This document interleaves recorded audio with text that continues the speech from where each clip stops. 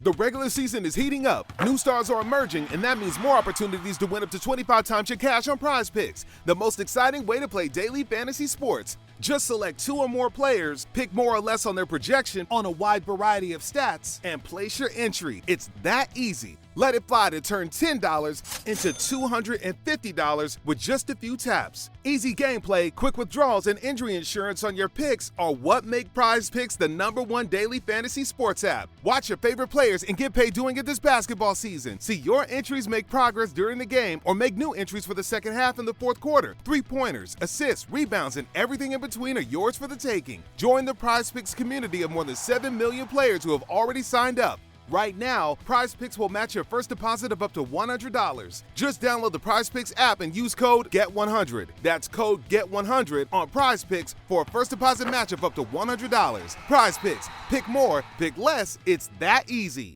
So our podcast is called Right and Wrong.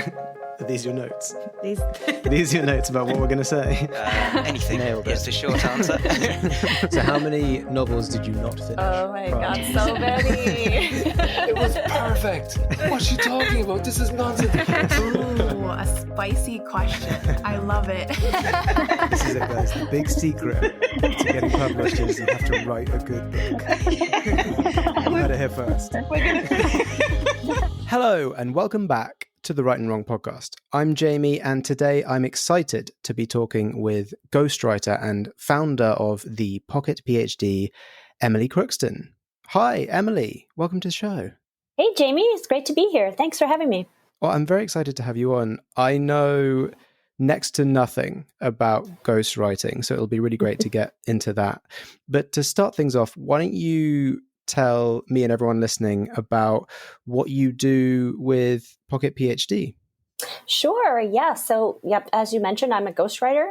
I like to call myself the ghostwriter for rebels, renegades, and mavericks because I really like working with authors who have something, a little different to say. They might have disruptive ideas. They might have more innovative ideas than some others who, are could more likely write their own stuff. The people that I work with need some help navigating a little bit. They're trying to write different books. They're trying to do something a little different, that's fun for me because it's like a new puzzle to play with. Yeah. So basically, I write business books. I say business development and personal development type books, and I work with authors who, they have a thought leadership idea. They have a big idea that they want to get out there, and they don't have enough time to write it, or they don't have the inclination to write it themselves. So I help them by doing the writing.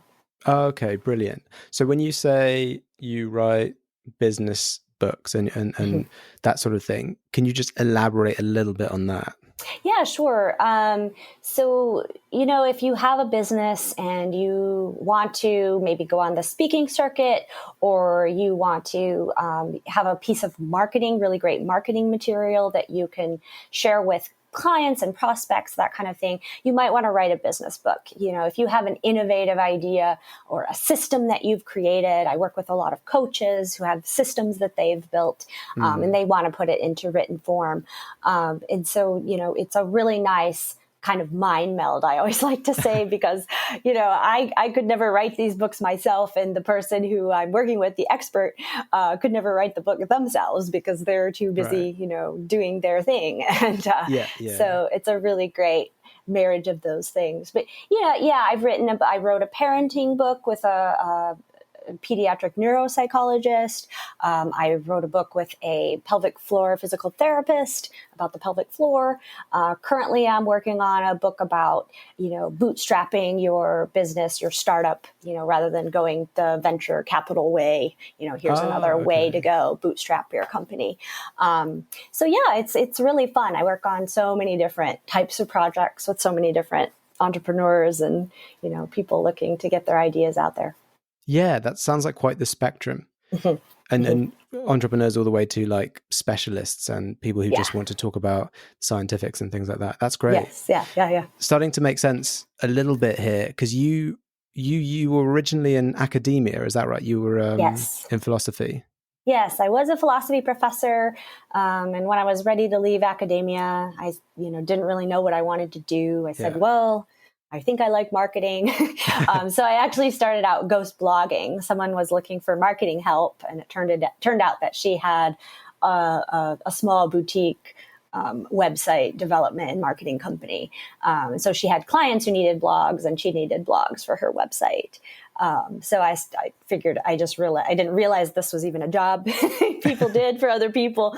But yeah, so that's how I kind of got my toe dipped in the water of ghostwriting. And then I said, I could do longer projects. So started doing books. Oh, okay, great. So I don't really know anything about ghostwriting. So let's get into the meat of it. Sure. First off, it's just sort of academic business brand work that you do. Is that right? Yeah, mainly business. Yes, I work exclusively on business books, nonfiction, that kind of thing. Mm-hmm. Okay. Mm-hmm. And how does the process start? Do you approach them? Do they approach you? Most of my clients come to me, which is awesome.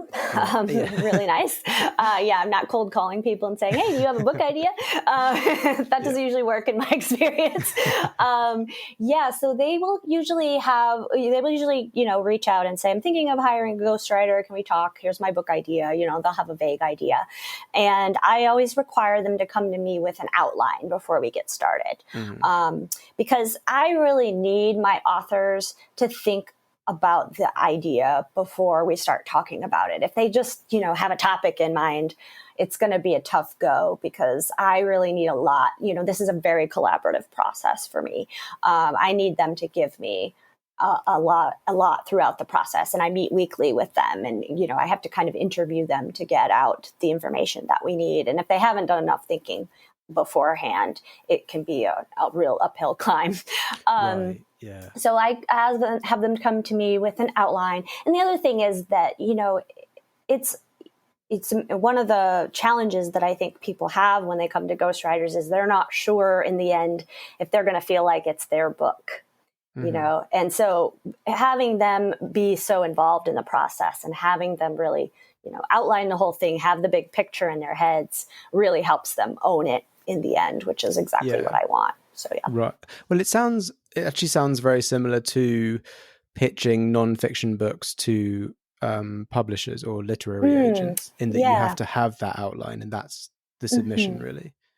Yeah, that's a really good way to think of it. They're almost pitching their idea to me, to work with them, and it that works very well. I have one client right now, and she has a really detailed outline, and it's just a dream because I can kind of see the picture. She knows exactly what the picture looks like, and all I'm doing is putting the words on the page. So it's a really nice process. I work with them over, it's a 16-week process. So over the course mm-hmm. of 4 months, we meet weekly. I try to get a full draft done in 8 weeks. So then we have plenty of time for editing. And does that vary that works pretty well, depending on the length of the project? Not really. I always tell people to aim for around 40,000 words. Okay. That's about 100 to 150 pages printed. Sure. So, it's a good length for a business book. You don't want it to be super long. Yeah. I have written like a 60,000 word book. But not most of these ideas don't need to be spun out for that long. Sure. That's more of fiction kind of length. Yeah. Who wants to read like a textbook, it's just I think what people want out of a business book is something they can sit down and read in an afternoon or over a weekend, or on a plane flight. I like to call them airplane books sometimes. Oh, yeah. And I think it's just a nice size for most of the material that I'd be writing for business type books. Okay. Yeah. Right. And you touched on this earlier, but so when you write on behalf of a client, you are trying to sort of embody their voice. Yes.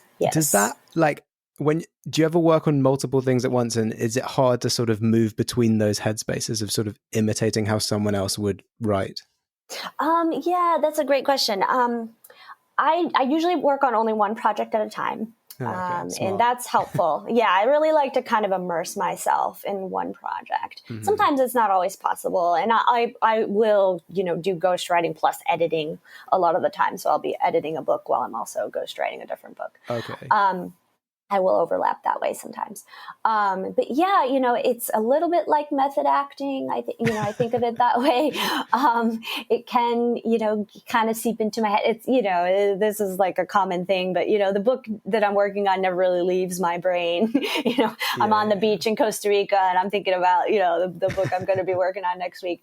But, but it's really fun. And I think that I do have a sort of talent for capturing voices. I hear the cadence, I hear the jokes that people tell, and I'll try to like weave some of that stuff into the book as I'm going. Sometimes I even will hear the person's voice in my head as I'm writing, which is pretty interesting. Okay. Yeah. So it is important that you kind of see a writing sample as well as just kind of talking to the person and see how they would phrase things and how they kind of would explain something. Yeah, that's really helpful. The more material they have to share, presentations they've given, blog posts they've written, interviews they've given, all that stuff is super helpful to have. Yeah.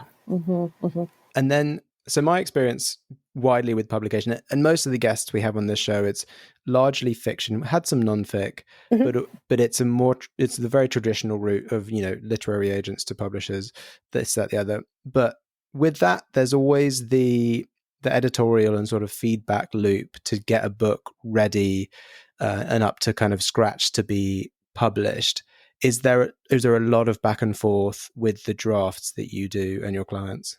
It depends a bit on the client, but typically, a lot of them like to be editing along as I'm writing. Okay. And that's okay. It's not ideal because sometimes they're, I say, well, let's wait till we get to the end and then we can edit because this might change given this other chapter, So there's a little bit of, figuring out how our styles work together that way. Other clients, they just want to wait till the draft is done before they really dig into the editing.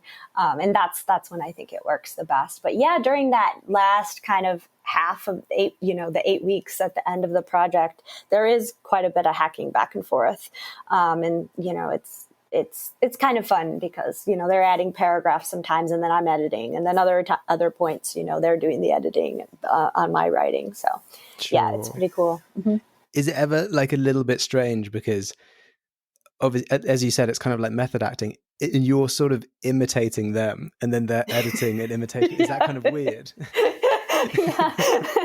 yeah, it can be, it can be there, there's points where I'll go out on a limb, like, I don't know if they're going to like this. This is a little bit edgier than they probably want, and sometimes they'll say, what is this? Okay, we can back it off.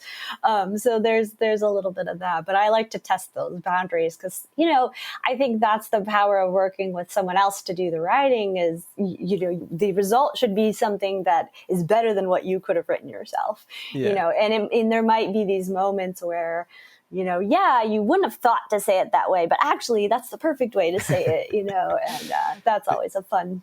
You're kind of telling that you're showing them it's like, yeah, you wouldn't initially have thought to say it that way, but now that you've seen it, you're never not going to say it that way. Yeah, exactly. There's so much clarity that comes with writing a book. It's you don't even realize the magic until you're doing it, and you're like, wow, no, that's how I would say it. And it's just a matter of having to do that deep thought work, and I think it's helpful to have another person there to be part of that process.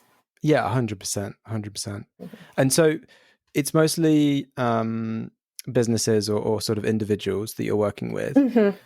When it comes to publishing, does that mean it's a sort of self-published system that most of your books are going through? Yeah, most of my clients are self-published, so they'll take it to Amazon after they work with me and put it there, or they'll take it to someone to help them with book design and formatting, that kind of thing. Sure. I have had one client who's trying to go the traditional route. But yeah, most of my clients are self-published. And I think that makes sense for most, the clients I'm working with anyway, because they want to get it out there quickly. Right. They don't really care so much about having the best publisher. they're just mostly interested in using it as a marketing piece for them. Yeah, exactly. So they're not expecting it to be in bookshops and widely advertised and things. They want it for events and this, that, the other. Okay. That one client that you're working on going the traditional route, does it? The order of events for that, was it they were sort of working on something and then you worked with them and then they're sort of moving into a submission process? No, we've actually, and that's a good point. We've sort of done it backwards. Okay. We've written the book before she's really pitched it, before she's really thought through, where she wants to have it published. And, as I'm sure that's a really slow and hard road to go. Yeah. And I've been sort of trying to push her in a different direction because, I can just see her finding an agent finally and then coming back to me and saying, we need to rewrite this whole book, which very well could happen. And I could say, okay, great, then you're going to have to pay me again, pay me quite a fee. Yeah, so it does pay to think ahead about how you want to do this. Yeah.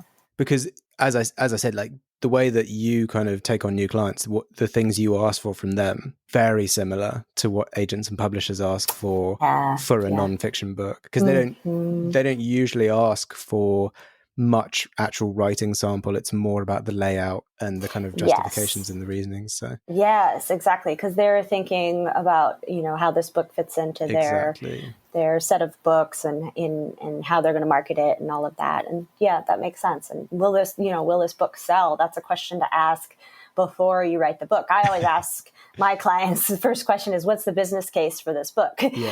Because it costs a lot of money, and to spend that kind of money just to have a book done doesn't make much sense. You've got to be thinking about how it's going to return. What's the return on the investment? So you're not expecting this to be like front page of all of the number one bestseller lists and things like that. That's not what the goal is. Right. Yeah. I have contacts with people who will help you market the book and get it, into the bestseller lists on Amazon. So sometimes that's a goal for category, clients. because as you said, it's very business orientated. Yes. The Amazon is funny. It's like, oh, this book was in the top, top 10 under, this very specific category. and every book is a bestseller, in some way on Amazon. So I was chatting to one of my friends who was on the podcast recently, and she said after coming on the podcast, she looked up her book and it had moved on Amazon to it was in the top the top 50 or something for young adult runaway fiction or something. right. So weird. Exactly. Or the bestseller list is 100,000 books, or something crazy like that. It's funny. It's nuts. So have you ever thought about doing anything sort of slightly out of the business sector, more sort of the one thing that I think of as soon as someone says ghostwriter, which I imagine a lot of people do, is biographies. Have you ever thought about doing something like that? Yeah, I did do a memoir. Actually, my very first ghostwriting project was a memoir. Okay. And I love the genre of memoir. I love to read memoirs. And so it was a fun project. And actually, clients who want to write business books, they want some element of memoir. They're telling their business story because, here's how they figured out something, it worked for them. And so they want to talk about it. There's almost always that kind of element in there. But I would love to write another memoir. I think they're really fun. And like I said, I sometimes will work with people on personal development type stuff. And so, but again, those are always almost always in the context of a business book. Yeah. And then my follow-up to that is, have you ever thought about writing your own book? Yes. Okay. Yes, that is one of my big goals. And I actually started the book last year. I started tinkering around, I should say. I really want to write a book on self-awareness and my self-awareness practice. The reason I there's a couple of reasons I stopped working on it. For one, I had a hard time outlining the book that I kind of have in my head. So that made it hard to write. And for a while, I just tried to write, without an outline, but that wasn't working so well. But also, I don't see, asking myself the question, what's the business case for this book? It's not clear to me how that kind of book would further my business. And right now I'm very focused on that. So in October, I thought, well, I could write a book, about owning your expertise, because I have a little video interview series where I interview experts and ask them kind of the same 5 questions. So that would be sort of the logical book to write, because it would be very easy. I've got all this material. So that might be the first book that I write. But yeah, I definitely have ideas for writing my own book. And once I have the time and space to do that, I'm sure it will happen. It's always finding the time is always a tricky thing. Yeah. Would you self-publish it, or would you look to go traditional? Oh, it depends on what it ends up being, I think. But yeah, I will certainly do the self-publishing thing at some point, because then I'll be a better advisor to my clients who are doing it, for one thing. And also, I think for a business book, that's the way to go. And I do want to write something along those lines. Yeah. So, yeah. Sure. Yeah. No, that makes a lot of sense.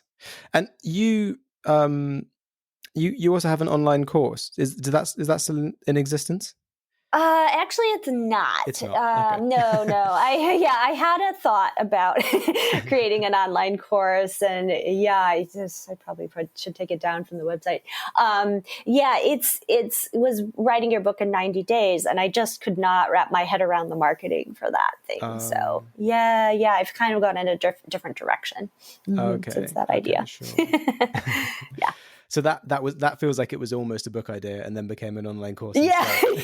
Yeah. That could be a book idea too. That might be the best way to go for it. Yeah. I mean, the whole idea was that, you can write a business book in 90 days. And if you're going to write it yourself, I really think you should push to do it as quickly as you can. Because often I think new authors get into this place where they're spending a year writing their book, and then by the time they're finished, they want to rewrite the whole thing because their thought process has moved.